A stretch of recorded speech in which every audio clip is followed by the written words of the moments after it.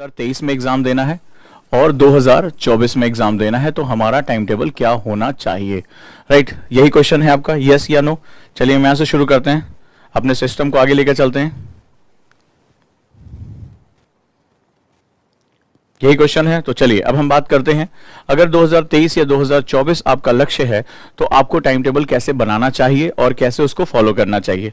सबसे पहले आपको यह समझना पड़ेगा कि जब आपके पास इतना समय है, यानी कि अगर आप अंडर ग्रेजुएट हैं, अभी आपने 12th पास किया है, अंडर ग्रेजुएट हैं,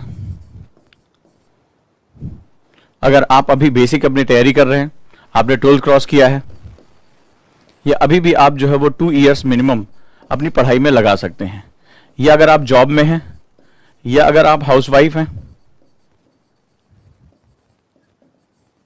तो आप जो है वो इस तरह के सेगमेंट्स में आपको इतना समय लगना है, इस तरह से आप अपनी तैयारी कर सकते हैं। तो ये सभी के सेगमेंट्स के लिए, जो अभी 12th जिसने पास किया है, जो अंडर ग्रेजुएट है, अभी जो 2 साल कम से कम अपनी तैयारी को दे सकता है, जो अभी जॉब में है या जो हाउसवाइफ्स हैं, वो बेसिकली जो है वो इस तरह से अपनी तैयारी को इसके लक्ष्य के हिसाब से लेकर चल सकते हैं। यस, तो जो कैटेगरीज इसमें आती है वो सभी बड़े ध्यान से सुने कि हमें इसको कैसे प्रिपेयर करना होगा। अब हम इस पूरी सेगमेंट्स को 2 से 3 साल के सेगमेंट्स में डिवाइड कर लेते हैं। तो चलिए अभी हम बात करें तो टिल 2022, यानी कि हम 2022 तक हम क्या सेगमेंट लेके चलें, फिर 2023 तक हम क्या सेगमेंट लेके चलें, फिर 2024 तक हमें क्या सेगमेंट लेकर चलना चाहिए। तो चाहे आपका लक्ष्य 2023 हो या 2024 हो, सभी के लिए एक बहुत ही अच्छा टाइम टेबल मैं आपको बताने जा रहा हूं। अगर आपकी पिछली जो मैंने आपको कैटेगरीज बताई उसमें से आप किसी भी कैटेगरी में, यानी अभी आपने 12 पास किया है, अंडर ग्रेजुएट हैं, यानी अभी फर्स्ट ईयर में हैं, आप जो है वो 2 साल 3 साल तैयारी में लगाना चाहते हैं, जॉब अभी आप कर रहे हैं, आपके पास टाइम कम है, हार्डली आप 3 से 4 घंटे ही आप पढ़ाई कर सकते हैं, हाउस वाइफ जो है, तो इसके साथ जो है वो बड़ा इंपॉर्टेंट है। चलिए अब हम बात करते हैं, तो आगे हम लोग बढ़ते हैं। तो इसके साथ कैसे काम होगा, तो शुरुआत का जो पहला साल होता है उसको हम लोग बेसिक, यानी कि हम लोग जो है वो कॉन्सेप्ट बिल्डिंग ईयर कहते हैं। कई बार स्टूडेंट यहां पर एक बहुत बड़ी गलती करता है, याद रखिएगा, कॉन्सेप्ट बिल्डिंग ईयर के हम नाम से जानते हैं इसको, कॉन्सेप्ट बिल्डिंग ईयर बोलते हैं इसको, यानी कि वो वर्ष जहां पर आप अपनी अवधारणाओं को स्पष्ट करते हैं। अवधारणाओं को स्पष्ट करने का कारण क्या होता है, बड़े ध्यान से उसको लिखते और समझते जाइएगा। सभी स्टूडेंट, जो लोग भी अपनी प्रिपरेशन को करना चाहते हैं, उनके लिए मैं यहां पर चीजें बताता जा रहा हूं, बड़े ध्यान से उसको सुनते जाएं। आखिर उसका रीजन क्या होता है। यूपीएससी एक कॉमन बैकग्राउंड को तय करता है, ठीक है, कॉमन बैकग्राउंड को तय करता है। इसमें डिफरेंट लोग, चाहे इसमें साइंस बैकग्राउंड की बात करें, चाहे इसमें हम कॉमर्स बैकग्राउंड की बात करें, चाहे हम इसमें जो है ह्यूमैनिटी की बात करें, हम इंजीनियरिंग की बात करें, तमाम अलग तरह के बैकग्राउंड्स को भी एक समान मंच पे लेकर आना होता है। यानी कि साइंस वाले बैकग्राउंड को भी ह्यूमैनिटी पढ़ती है, ह्यूमैनिटी वाले को साइंस पढ़ना पड़ता है, उसको इकोनॉमिक्स पढ़ना पड़ता है, तमाम जो है वो एक दूसरे के साथ एक तरह से शफलिंग होती है। और ऐसी शफलिंग में जब तक हम एक कॉमन बैकग्राउंड नहीं तय करते, यानी कि एक समान मंच हम तैयार नहीं करते हैं, तब तक हमारे लिए यूपीएससी में बढ़ना बहुत मुश्किल होता है। जो साइंस का स्टूडेंट है उसके लिए ह्यूमैनिटीज कई बार बहुत ज्यादा चैलेंजिंग हो जाती है, जो कला के सब्जेक्ट होते हैं वो एक बड़े मुश्किल सब्जेक्ट हो जाते हैं। जो कला वाला है उसके लिए साइंस पढ़ना, इकोनॉमिक्स पढ़ना एक बहुत ज्यादा जो है वो मुश्किल काम हो जाता है। तो ऐसी कंडीशन में जो हमारा फर्स्ट ईयर होता है उसके लिए हम लोग कॉमन ग्राउंड एक तैयार करते हैं, और इसको हम लोग कॉन्सेप्ट बिल्डिंग ईयर कहते हैं। यानी कि सभी विषय, जो भी हमारे पास विषय हैं, जो हमारे मूलभूत विषय होते हैं, उसमें हमें सबसे पहले अपनी कॉन्सेप्ट को बनाना होता है।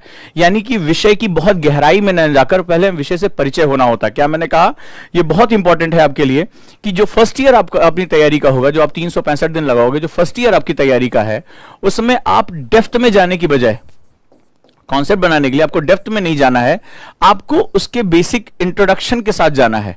इंट्रोडक्शन, और इंट्रोडक्शन के साथ साथ आपको उसकी अवधारणाएं तैयार करनी है कि आपकी अवधारणाएं क्या हैं। ध्यान से इसको लिखते जाना बहुत ही महत्वपूर्ण है।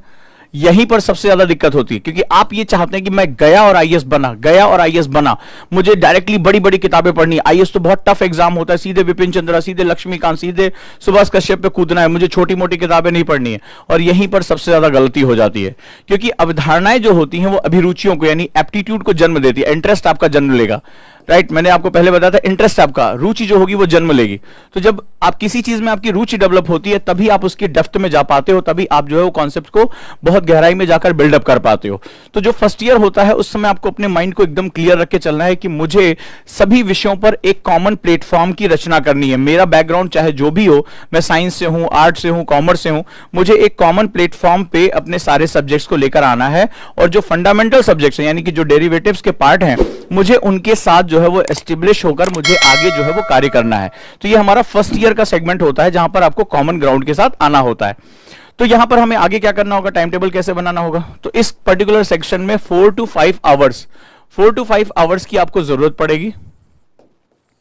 4 to 5 आवर्स जो है वो इसमें बहुत इंपॉर्टेंट है। यहां पर आपको अपने पढ़ाई के टाइम टेबल निकालने होंगे फर्स्ट ईयर में आपको। और सबसे पहले फंडामेंटल 5, कौन से फंडामेंटल 5 आपको पढ़ने होंगे।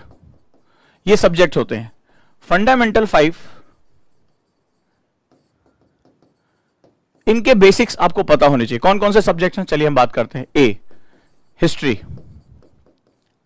लेकिन यहां पर आपको डेप्थ नहीं ढूंढनी है, यहां पर आपको इंट्रोडक्शन लेना है, जो चीजें आपको आसानी से रुचि की तरफ लेकर जा सके, जिसमें आपको यह अनुभव ना हो कि आप बहुत कोई कठिन चीज पढ़ रहे हैं या बार बार आपको पढ़ने में बहुत तकलीफ हो रही है, दिन भर में आप 2 पेज भी नहीं पढ़ पा रहे हैं, समझ नहीं पा रहे हैं, बहुत जटिल चीजें, ढेर सारी इंफॉर्मेशन कलेक्टेड है, तो उससे आपको बचना होगा। इसमें आपको बेसिक बुक्स जैसे एनसीईआरटीज हो गई या जो है वो एनआईएस हो गया या बेसिक फंडामेंटल टीचर के साथ लगकर मुझे सब्जेक्ट्स की एक ओवर बाउंड्री जो है मुझे समझना बहुत जरूरी है। तो हिस्ट्री हो गया। बी सब्जेक्ट आपका हो गया जिसको हम लोग बोलते हैं जियोग्राफी, बेसिक ज्योग्राफी, बेसिक्स। सी आपका बुक हो गया जिसे हम लोग बोलते हैं पॉलिटी, राजव्यवस्था। डी हो गया सब्जेक्ट जिसको हम लोग इकोनॉमिक्स बोलते हैं। और ई सब्जेक्ट हो गया जिसे हम लोग बेसिक साइंस बोलते हैं, नॉट टेक्नोलॉजी नहीं, बेसिक साइंस। सिंपली विज्ञान की क्या परिभाषा है। अब ह्यूमैनिटी वाले बच्चे के लिए अगर सीधे साइंस एंड टेक अगर मैं डाल दूंगा, उसको जेनेटिक्स के बारे में बात करूंगा, उससे मैं जो है जीन इंजीनियरिंग के बारे में बात करूंगा तो वो घबरा जाएगा, ठीक है। उससे मैं बड़ी बड़ी बातें ज्योग्राफी के बड़े बड़े फंडामेंटल्स पूछना शुरू करूंगा तो उसको घबराहट होने शुरू हो जाएगी। तो सबसे पहले हमें बेसिक्स की तरफ जाना होगा। जो नॉन ह्यूमैनिटी के सब्जेक्ट्स हैं उनको भी आपको कवर करना होगा, जो ह्यूमैनिटी के सब्जेक्ट्स हैं उनको भी आपको कवर करना होगा। इकोनॉमिक्स एंड कॉमर्स के सब्जेक्ट जो है वो भी आपको कवर करने होंगे।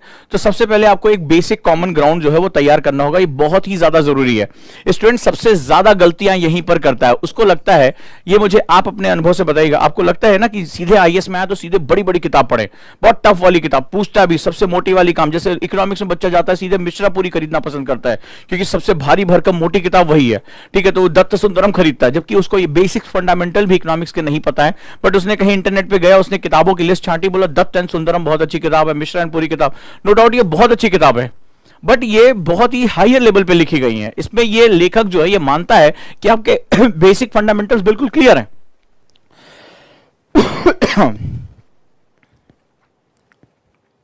क्लियर है। तो अब क्या होता है, धीरे धीरे जब वो किताब इतनी भारी भरकम आपके सामने आती है और आपको बेसिक्स नहीं पता कि ये डेवलपमेंट कैसे हुआ, आप घबराना शुरू कर देते हो क्योंकि वो आपको बेसिक वो मान के चल रहे हैं कि आप ग्रेजुएट हो या ग्रेजुएशन में हो तो आपको ये किताबें इसके साथ पढ़नी चाहिए। स्टूडेंट क्या होता है, धीरे धीरे समय के साथ जो है उसको तकलीफ होनी शुरू हो जाती है और फिर लगता है यार ये सब्जेक्ट मेरा नहीं है।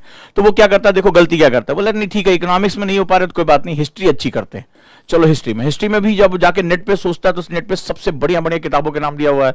जैसे केसी श्रीवास्तव का झांसी श्रीमाली, बड़ी बड़ी किताबों के नाम दिए गए हैं, बड़ी डेप्थ में लिखी गई। एएल बॉशम की किताब खरीद के लेकर आता है, बहुत बड़ी, उसको बाइबल ऑफ एंशिएंट हिस्ट्री कहा जाता है, the wonder that was India. तो बड़ी भारी भारी किताबें लेकर आता है, सोचता है इससे जो है आईएएस की तैयारी कर रहे हैं। अब जब वो इन किताबों में जाता है तो ये किताबें रिसर्च स्कॉलर्स के लिए लिखी गई हैं, ये किताबें बड़ी डेप्थ में लिखी गई, पोस्ट ग्रेजुएशन स्टूडेंट के लिए लिखी गई हैं। अभी आप जो है वो कॉलेज स्कूल से निकले हो और आपको जो है वो अभी सिर्फ बेसिक परिचय कराया जाना चाहिए था, आपको अपने सब्जेक्ट से जुड़ना। और अब क्या होता है, जब इन किताबों में जाते हो तो आप अंदर तो घुसते हो, 8-10 पेज पढ़ने के बाद आप गुम हो जाते हो कि मुझे क्या बात हो रही है, क्यों कहा जा रहा है, क्योंकि वो इन किताबों को लिखने का ओरिएंटेशन एक अलग है उनका रिसर्च सेगमेंट से। तो जब रिसर्च सेगमेंट में वो किताबें लिखेगी तो माना जा रहा है कि आपको बेसिक्स क्लियर है, तभी उसके बाद एडवांस में गया। तो उसमें जो लेखक है उसने उसको बेसिक से नहीं पढ़ाया, वो उसमें अपनी रिसर्च को वो जो है वो आपके सामने कंसोलिडेट कर रहा है, उसको जो सत्यापित करने की कोशिश कर रहा है। फिर थोड़े समय बाद क्या होता है कि आपका सर घूमने लगता है, बोले यार ये भी समझ में नहीं आ रहा, बड़ा टफ हो गया, अच्छा चलो ये नहीं हम कुछ और पढ़ेंगे, अब ज्योग्राफी पढ़ेंगे। तो धीरे धीरे क्या होता है कि आपके जो जैसे जैसे समय 6 महीने 7 महीने बीतते हैं वैसे धीरे धीरे आपका जो सब्जेक्ट से लगाव है वो खत्म होना शुरू हो जाता है, आप बिल्कुल जो है वो नलीफाई हो जाते हो, आप उससे बाहर हो जाते हो। फिर नतीजा क्या होता है, धीरे धीरे एक सब्जेक्ट, अब इसमें गए, जैसे आपने देखा नेट पे गए, आपने कहा कि पॉलिटी की डीडी बसु आज भी मुझे पढ़ने में दिक्कत होती है। आचार्य डीडी बसु, उनकी जो है उपाधियां केवल जो है 2 पेज में लिखी गई हैं, लेकिन वो किताब अगर मैं बिगिनर को दे दूं तो उसको पकड़ में नहीं आएगा संविधान का मूल तत्व क्या है, संविधान निर्मित क्यों, मैं एक संविधान के साथ एक आम आदमी के रूप में अपने आप को जोड़ कैसे पाऊंगा। नतीजा क्या होगा, ये भी आपके हाथ से निकल जाएगा। धीरे धीरे ऐसा मैंने जो महसूस किया है बच्चों से बात करने के बाद कि समय बीतने के साथ साथ धीरे धीरे उनके सब्जेक्ट्स वीक होते चले जाते हैं, टाइम बीतता रहता है, और धीरे धीरे क्या होता है, वो टाइम पास में कन्वर्ट हो जाता है, टाइम यूटिलाइज नहीं होता, टाइम पास होता है, और धीरे धीरे टाइम हमारा जैसे से खत्म होता जाता है, हमारे अंदर एक गिल्ट फीलिंग आती है। आप मुझे ईमानदारी से बताइएगा, ऐसा होता है या नहीं होता है? हमारे अंदर एक गिल्ट फीलिंग आती है, शायद यार ये हमारा एग्जाम नहीं है, इस साल हम तैयार नहीं हैं, और इस बार गड़बड़ हो गई, या एक साल पूरा बीत जाने के बाद फिर से लगता है कि फिर से कोई मोटिवेट करता नहीं, अच्छा आपको फिर से तैयारी अच्छी करनी है, फिर आप इस साल को नलीफाई करते हो, फिर अगले साल के लिए आप एक बार नई तैयारी करना शुरू कर देते हो। तो हमें क्या करना होता है, हमें अपने फंडामेंटल 5 को, जो ये आपके मूलभूत पंच तत्व हैं, उनको आपको एक साथ लेकर चलना पड़ेगा। History, geography, polity, economics and basic science, इनको आपको बेसिक्स एनसीईआरटी के साथ, एनआरईएस के साथ, अपने टीचर के फंडामेंटल के साथ, ठीक है, सीबीएसई की बुक्स के साथ, इनके साथ आपको इसको प्रिपेयर करना होता है। एक साल आपको इसमें लगाना होता है। प्लस ये तो हुआ आपका एजुकेशन पार्ट। जो फर्स्ट ईयर होता है, जिनको 2022, तो ये जो आपका फर्स्ट ईयर है, इसमें आपको एक चीज और भी करनी होती है, क्योंकि आगे क्या होता है, आगे लड़ाई बहुत ज्यादा है। अचानक से जब आप एग्जाम वाले साल में पहुंचेंगे, जिस साल आपको एग्जाम देना है उसके एक साल पहले अचानक से आपके ऊपर लोड बहुत बढ़ जाएगा, प्रेशर बहुत बढ़ जाएगा, और उस कंडीशन में अगर आपने अपनी बेसिक प्रिपरेशन करके नहीं रखी है, आपने पूर्व तैयारियां करके नहीं रखी है, तो आप बिखर जाएंगे और आप एग्जाम के पास पहुंचकर हताश होकर एग्जाम छोड़ देंगे। ये एक सबसे इंपॉर्टेंट सेगमेंट है। चलिए हम लोग बात करते हैं। तो हमें एजुकेशन, आपने अपने जो है सिलेबस के बेसिक्स आपने पूरे किए, ये बहुत जरूरी है, बट इसके साथ साथ आपको स्किल्स यानी कि स्ट्रेटजी पर भी काम करना होगा। वो स्किल्स क्या हैं और वो अभी मैं सीखने के लिए क्यों कह रहा हूं, ये बड़ा इंपॉर्टेंट है, क्योंकि जैसे जैसे आप एग्जामिनेशन ईयर की तरफ बढ़ेंगे, तैसे आपको मेंस की प्रिपरेशन, एससी की प्रिपरेशन, राइटिंग की प्रिपरेशन, ऑप्शनल की प्रिपरेशन, इतना प्रेशर बढ़ जाएगा कि 24 घंटे तो ऐसे गायब होने शुरू हो जाएंगे कि आपको पता भी नहीं चलेगा। इसीलिए जो बेसिक फंडामेंटल्स होते हैं उनको फर्स्ट ईयर में ही पूरा कर लिया जाता है, अगर आप इस साल अगर अपनी तैयारी को शुरू कर रहे हैं। बड़े ध्यान से समझिएगा, कई बार इस वाले पार्ट पर कोई ध्यान नहीं देता। सिर्फ हमारा जो स्टूडेंट और हमारी कोचिंग सिस्टम है, वो सिर्फ सिलेबस के बारे में, हम सिलेबस पूरा करा देंगे, हम सिलेबस पूरा करा देंगे, हम कोर्स पूरा करा देंगे, ऐसी बात होती है। लेकिन जो सेकंड पार्ट होता है, अगर आप प्रिपेयर नहीं हो तो इस युद्ध में लड़ना तो आपको है ना, उजांग को लड़ना नहीं है या किसी और टीचर को लड़ना नहीं है, लड़ना आपको है। लड़ाई ये व्यक्तिगत है आपकी। आप उस दिन एग्जामिनेशन हॉल में आप अकेले बैठे होगे, इस सच्चाई को आप समझ लो। अगर आप वहां एग्जामिनेशन हॉल में अकेले हैं, युद्ध आपका है, तो आपको उसी हिसाब से प्रिपरेशन भी करनी होगी। अगर आप वो प्रिपरेशन नहीं करके जा पाते हो, अपने व्यक्तित्व में मजबूती लेकर नहीं आ पाते हो, तो इस एग्जाम के दबाव में बिखर जाओगे, इस बारे में कोई डाउट नहीं है मुझे। तो वो स्किल्स क्या क्या होंगी, ये बहुत जरूरी है आपके लिए जानना। एक, सबसे पहले आप अपनी राइटिंग स्किल को डे 1 से मेंटेन करना शुरू कर देंगे। राइटिंग स्किल, आप 2 पेज ही लिखिए डायरी के, लेकिन लिखना शुरू करिए। दूसरा, नोट्स मेकिंग स्किल। इस नोट्स को, जैसे अभी हम लोगों ने नोट आर्ट को डेवलप किया, ठीक है, आपने देखा होगा, मैं अक्सर जो है वो अपना स्टेटस पे बच्चों के जो है वो लगाता हूं नोट आर्ट। तो ये साइनॉप्सिस फेज में होना चाहिए, बहुत शॉर्ट होना चाहिए, सिंबॉलिक होना चाहिए, इसमें संकेतों का इस्तेमाल होना चाहिए, वर्ड्स कम से कम होने चाहिए, डायग्राम फॉर्म में होना चाहिए। तो इसको हम लोग नोट आर्ट, मैंने इसको नाम दिया ओजांग आईएएस एकेडमी में। और हम लोग जो एक मेथड यूज करते हैं LWMI, less word more information, ये हमने जो मेथड डेवलप किया है वो अभी तक का सबसे ऑसम मेथड है, जहां पर हमारे बच्चे लगातार कम से कम वर्ड में पूरे के पूरे नोट्स को वो कवर करते हुए चलते हैं। आगे चलते हैं हम लोग। तो ये बेसिकली राइटिंग स्किल हो गई, नोट्स स्किल हो गई। इसके बाद रीडिंग स्किल हो गई, आप बुक्स को पढ़ने की स्किल ही होती है। और इसके साथ हम लोग बोलते हैं WPM, यानी वर्ड पर मिनट। आप जितनी तेजी से पढ़ेंगे, जितनी एक्यूरेटली पढ़ेंगे, उतनी ज्यादा किताबें पढ़ पाएंगे, उतने ज्यादा नोट्स को रिवाइज कर पाएंगे।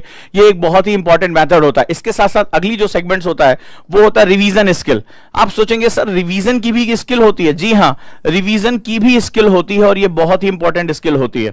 राइट, रिवीजन स्किल, ये हमें जो है वो कुछ चीजें ऐसी हैं जो हमें डेवलप करना होता है। इसके साथ साथ health and meditation, mental health और फिजिकल हेल्थ, ठीक है, हेल्थ एंड मेडिटेशन।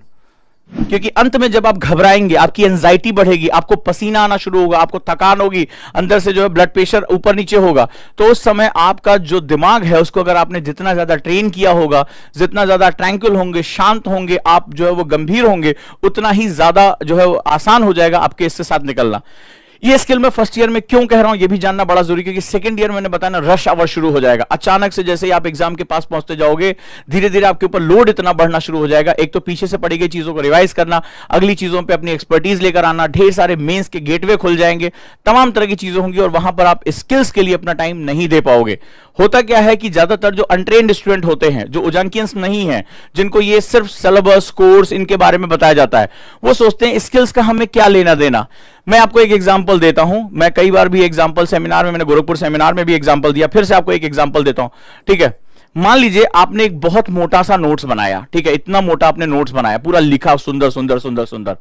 ये उस समय चला करता था जब एक एक महीना यूपीएससी मेंस का एग्जाम हुआ करता था। शायद आपको पता होगा, बहुत लंबे समय तक यूपीएससी मेंस का पेपर हुआ करता था, बड़े गैप मिला करते थे। लेकिन आज की डेट में एक मॉर्निंग शिफ्ट में पेपर होता है और एक इवनिंग शिफ्ट में पेपर होता है। बीच के 2 घंटे के गैप में, 3 घंटे गैप में हाथ पैर कांप रहे होते हैं। 3 घंटा लिखने के बाद शरीर में जान नहीं बची होती है। अब आप अंदाजा लगे क्या ये पॉसिबल, और डेली पेपर हो रहा है, आज 2 हुआ, फिर कल 2, फिर 2-3 दिन के बाद हाथ पैर काम नहीं करना होता है, नींद पूरी नहीं होती, आंखें सूज जाती हैं। जो लोग मेंस का एग्जाम देकर आते हैं उनसे पूछो उनकी क्या हालत होती है। और ऐसी कंडीशन में क्या पॉसिबल है कि आप इतना मोटा नोट्स जो है वो रिवाइज कर पाए? आप मुझे ईमानदारी से बताइए, क्या सुबह शाम पेपर देने के बाद आपके अंदर इतनी इच्छा शक्ति बचेगी कि आप वो पूरे नोट्स जो है रात भर में उठाकर पढ़ें और कल 6 घंटा जो है राइटिंग करके आए? पॉसिबल है? नहीं है पॉसिबल। तो ऐसी कंडीशन में जो नोट्स की परंपरागत मेथड आपको बताया जाता है वो वहां पर फेल हो जाता है, वो वहां काम नहीं करता। जो ट्रिकी मेथड है, साइनॉप्सिस है, जो ट्रिक मेथड है जिसको आप इजीली रिवाइज कर सकते हो, आपकी दीवारों पे चिपके हुए हैं, आपने क्विक देखा और उसको याद कर लिया, वो बहुत इंपॉर्टेंट होता है। आगे चलकर जो नोट आर्ट होता है या एलडब्ल्यूएमआई होता है वो आपके रिवीजन स्किल के साथ आकर जुड़ जाता है। और अगर आप रिवीजन नहीं करोगे तो आप चाहे जितने घंटे पढ़ते हो, अगर आप उसको एग्जाम से पहले प्रॉपर्ली रिवाइज कर पाने की टेक्निक नहीं डेवलप कर पाते हो तो एग्जाम में ऐसे माथे पे सर मारोगे कि 2 पॉइंट आ रहे हैं, 2 पॉइंट और याद आ जाते तो मैं ये आंसर पूरा कर लेता। और वहां ऐसा होता है, राइट है दोस्तों। तो ये बहुत इंपॉर्टेंट सेगमेंट होता है जहां पर मैं आपसे बात करने जा रहा हूं। तो मैंने आपको बताया कि फर्स्ट ईयर में आपको फंडामेंटल 5 और प्लस स्किल्स, यही आपको सबसे ज्यादा फोकस करना है, क्योंकि इस दौरान आप थोड़ा रिलैक्स होते हैं, इसीलिए स्किल पे अपना टाइम देते हैं। आपको क्या लगता है ये बहुत आसान काम है कि आप गए और अचानक से अपनी जिंदगी भर की जो नोट्स बनाने की परंपराओं में जो पैराग्राफ लिख रहे थे, अचानक से कोई बहुत बड़ा चेंज कर? It is time taking process, में समय लगता है। आपको क्या लगता है अचानक से जो है आपकी किताब पढ़ने की स्पीड अपने आप बढ़ जाएगी, आपने चाबी भरी हो? नहीं, इट टेक्स टाइम, इसमें समय लगता है, क्योंकि ये स्किल्स हैं, ये पूरी जिंदगी भर आपके काम आने वाली चीजें। आपको क्या लगता है कि रिवीजन की जो आपकी मैथोलॉजीज है उसमें आपको अपने व्यक्तित्व के अगेंस्ट जाकर, अलग तरीके से जाकर आप एक नई रिवीजन की टेक्निक को डेवलप करेंगे? क्या ये पॉसिबल है? तो इस तरह से अगर हम लोग देखें तो हमें इन सब चीजों को डेवलप करने में अच्छा खासा समय लगता है। इसीलिए 1 साल का समय मैंने फंडामेंटल 5 यानी 5 सब्जेक्ट और स्किल्स पर फोकस किया है। हमारी जितनी भी एकेडमीज है वो ज्यादातर जो है वो स्किल पार्ट पर फोकस नहीं करती हैं, क्योंकि हमारे यहाँ टीचिंग का प्रोसेस तो होता है, हमारी एजुकेशन सिस्टम में ट्रेनिंग का प्रोसेस नहीं है। We are missing training process. तो हमें जो है वो ट्रेनिंग प्रोसेस में जो है वो जाना पड़ेगा। अब जैसे एक बच्चे ने लिखा फर्स्ट ईयर में राइटिंग में क्या लिखे, बहुत इंपॉर्टेंट क्वेश्चन है, और मैं आपको पता हो शायद पहली बार मेरे साथ आए होंगे।